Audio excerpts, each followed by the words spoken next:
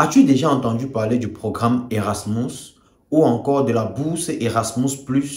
Je pense que non. Alors, tu es tombé sur le meilleur des contenus. Reste jusqu'à la fin, je t'expliquerai en détail c'est quoi le programme Erasmus, comment est-ce que tu peux être éligible à ce programme.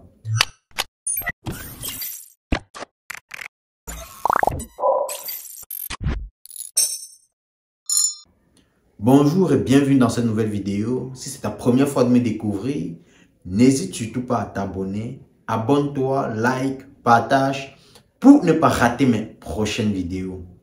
Aujourd'hui, si j'ai décidé de parler du programme Erasmus ou encore de la bourse Erasmus+, c'est parce que je sais que nombreux de mes frères africains, bien sûr, arriveront sur ce territoire et se retrouveront dans des conditions requises pour profiter de ce programme. C'est quoi le programme Erasmus?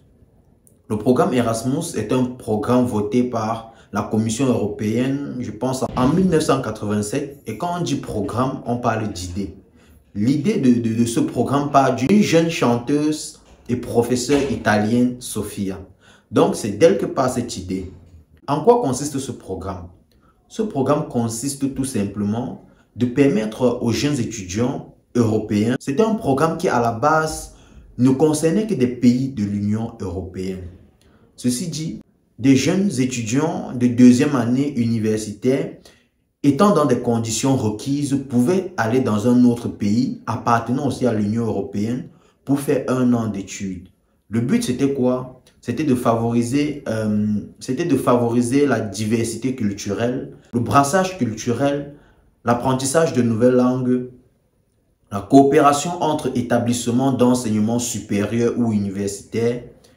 Et c'était un programme qui n'était pas exclusivement pour des étudiants. Même des professeurs pouvaient se permettre d'aller enseigner dans un autre pays pour un an, en passant par Erasmus. En passant par Erasmus, on pouvait aussi, des étudiants peut-être, ou des professeurs, ou des étudiants en fin de cycle, pouvaient aller dans un autre pays, ou peuvent, toujours ça existe, peuvent aller dans un autre pays pour faire un stage de 2 à 6 mois. Et quand on parle d'un programme, on parle d'une vision. Avec le temps, Erasmus a évolué. Erasmus s'est transformé en bourse Erasmus+, ou encore programme Erasmus+. Dans cette évolution, quels ont été les changements notables? Le premier changement, c'est que Erasmus, en devenant Erasmus+, n'était plus fermé qu'aux pays appartenant à l'Union européenne, mais s'ouvrait sur le monde. Donc, si tu es étudiant dans l'Union européenne et que tu as envie de sortir, d'aller dans un autre continent, c'est totalement possible. Tu pars dans un autre continent, notamment la Chine. Juste, j'ouvre les parenthèses, je vous explique.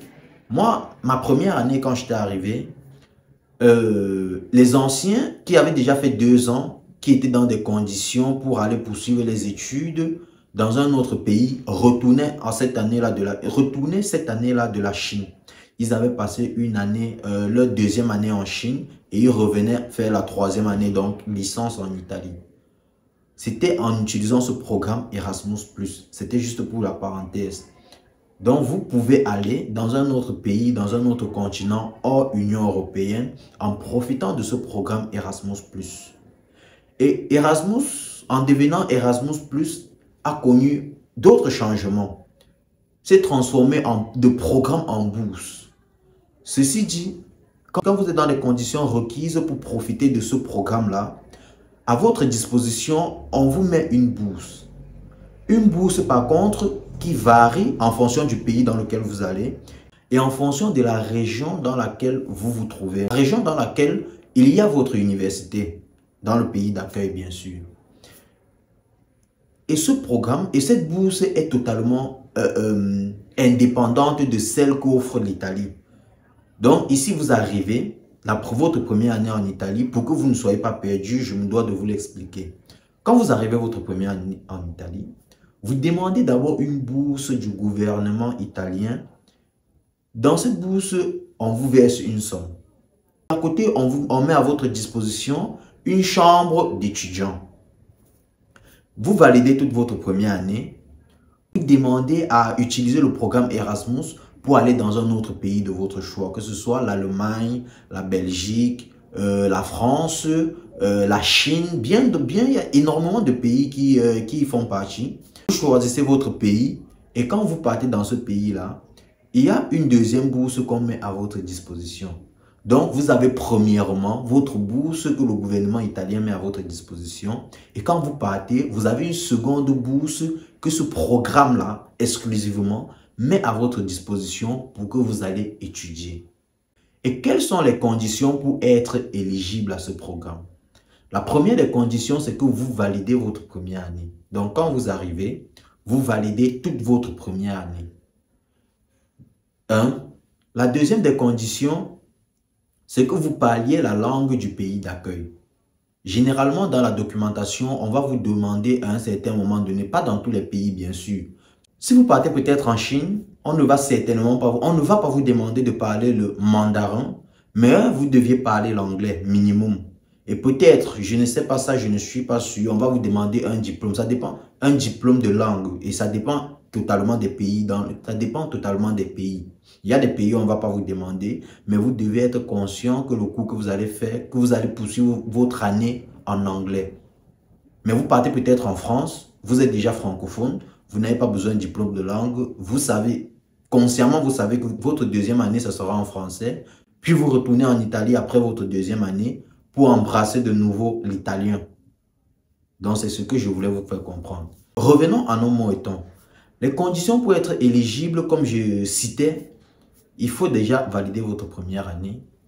De deux, parler la langue de votre pays d'accueil. La première des conditions, comme j'étais en train de vous dire, c'est quoi? C'est d'être inscrit dans une université italienne ou dans une université qui fait partie de ce programme-là. C'est la première des conditions. La deuxième des conditions, c'est qu'il faut que vous validez votre première année, que vous ayez des bonnes notes. Et pour demander ce programme aussi, il faut absolument que vous soyez en deuxième année. Il faut absolument que vous soyez en deuxième année. C'est très important pour pouvoir demander Erasmus pour poursuivre tes études dans un pays d'accueil pour 1 an ou bien même pour un stage de 6 mois. Il faut absolument que vous soyez en deuxième année. Et comme j'ai déjà parlé des notes, il faut avoir des bonnes notes, avoir validé ta première année. Comment est-ce que tu dois monter ton dossier? La première des choses même déjà à savoir avec ce programme, c'est que dès lors que tu as la pensée, tu as envie de le faire, la première des choses que tu dois faire, c'est de te retourner vers les membres du bureau des relations internationales de ton université. Et ce sont eux qui vont te fournir la liste des pays éligibles à ce programme. Et une fois que tu as ta liste, tu choisis le pays dans lequel tu veux aller, tu constitues ton dossier. Principalement, ton dossier sera constitué de ton CV, d'un CV, d'une lettre de motivation, des relevés de notes, bien sûr, et peut-être aussi en fonction des pays, on peut te demander le certificat de langue. Si tu pars peut-être en Allemagne, on peut te demander un certificat de langue. Ça dépend vraiment des pays et ça varie. La dernière des choses qu'on va te demander, c'est une convocation d'études ou encore le Learning Agreement. Donc, il te faut absolument ces documents-là, il te faut absolument tous ces documents pour être éligible à ce programme. La première des conditions, je vous rappelle encore, peut-être je me suis embrouillé. La première des conditions, c'est d'être inscrit déjà dans une université qui fait partie de ce programme. La deuxième des choses, il faut être en deuxième année et ayant validé les matières de la première année. En ce qui concerne votre logement, votre santé, je veux dire l'assurance sanitaire et tout, je pense que ceux du Bureau des Relations Internationales qui vont vous aider dans votre démarche, dans vos pratiques, seront mieux placés pour vous expliquer ce qu'il y aura à faire. Je pense que dans un premier temps, si vous allez dans un pays où on vous offre une bourse d'études, je pense qu'à votre disposition, on mettra une chambre pour étudiants. Mais si vous partez peut-être dans un pays où vous n'avez pas de bourse d'études, vous partez dans un pays où ce programme ne met pas à votre disposition une bourse d'études, je pense que vous deviez vous prendre en charge totalement. Que ce soit payer votre maison, votre logement, payer peut-être aussi vos frais de scolarité, ça sera à voir. Mais je pense que quelque part, on ne peut pas vous laisser partir dans un pays où on ne vous prend pas en charge, où on ne vous accueille pas comme il faut, où vous n'êtes pas dans des conditions minimales requises pour pouvoir poursuivre à bien pour pouvoir mener à bien vos études? Je ne pense absolument pas. Et en ce qui concerne votre assurance, comme je disais pourtant, soit vous avez déjà une assurance sanitaire en Italie et cela vous couvre une fois que vous partez dans ce pays-là. Soit avant de partir, vous souscrivez à une assurance sanitaire qui vous couvrira durant toute cette période-là, espérant que malheur n'arrive pas.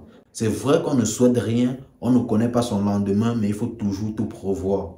J'espère que cette vidéo vous sera utile. Si vous avez des questions, des doutes, laissez-les en commentaire et ensemble, nous allons les éclaircir. Merci et on se retrouve pour une prochaine vidéo. Ciao.